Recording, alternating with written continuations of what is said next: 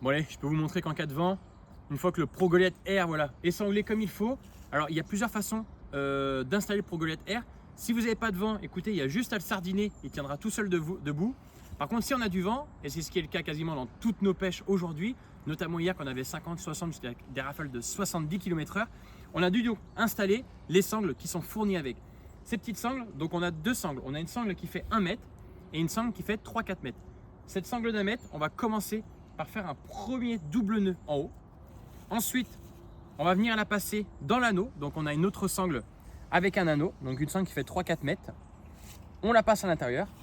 On vient l'accrocher en finition ici, dans le deuxième point de fixation.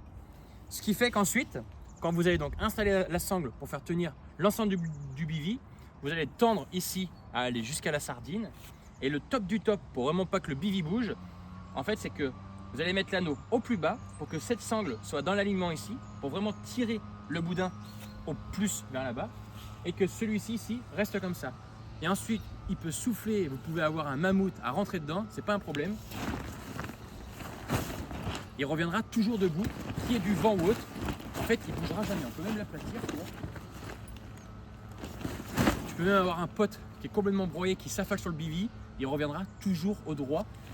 Pas de problème. Alors, on peut faire plein de tests. On peut le pousser dans tous les sens, le bivy ne bouge pas.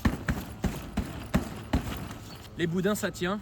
Donc si j'ai un conseil à te donner, ce ProGoliath Air, c'est vraiment un bel investissement.